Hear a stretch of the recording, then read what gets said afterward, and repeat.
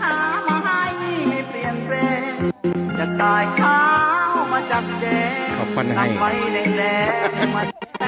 บอกแซ่ คราวนี้คงไม่ได้อายชาวบ้านเขาต้องเราช่วยกันทำกินต่างหลักฐานจะไม่เจ้าแตรไปหาเฮ่เป็นหนุ่มสำราญจะขอทำกินตลอดกาลอยู่กับบ้านทำงานเรื่อยไป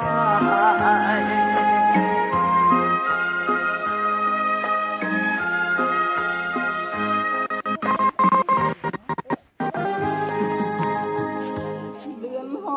กจะยกขันหมากมาร้องทางตราใบระโรยแดงจะตัดจะหามาให้เปลี่ยนแปลงจะได้ข้าวมาจากแดงทำไว้แดงมาจาก แดด ไม่ได้อายชาวบ้านเขา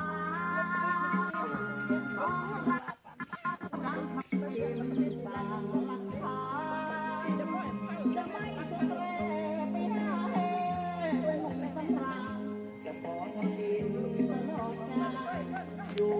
กับบ้านทำงานเรื่อย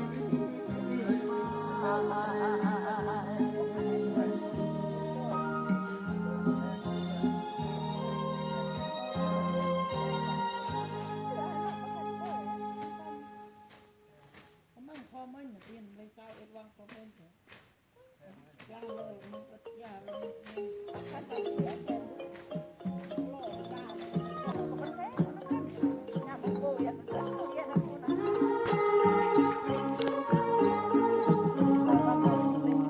จากงานวานไทยจะร้อยมาลายใบข้าวให้คอสาวจำปาเจ้าเป็นเทพธิดาของบ้านนาบ้านทุ่งนุ่งผ้าถุงไทยเดิมหน้าสวยด้วยแดดแรงแก้มแดงไม่แต่งเติมเจ้าไม่เคยแห้ต่อดุมโต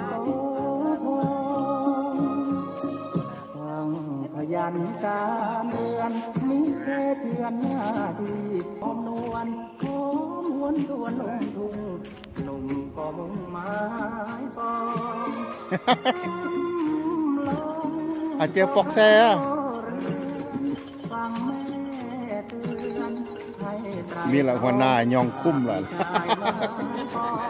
ระวังเจ็บท้องเรือเดินแม่ดอกบัวดิวตา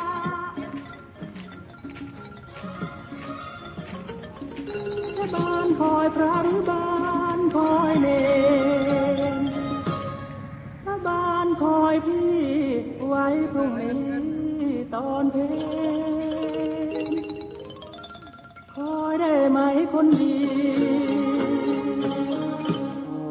เคยพูดหลายทีคิดจะมีแม่บ้านเพื่อโบราณที่เลหากเลือกงัวดูหางแม่เลือกนางดูแม่นั่นแหละแน่เข้าที่บ้านเรือนสะอาดตาพูดจาสนอดีตำน้ำพริกทุกทีเสียงตำทีจนทุ่งสะเทือน แต่พงงูนว่าละรอรถ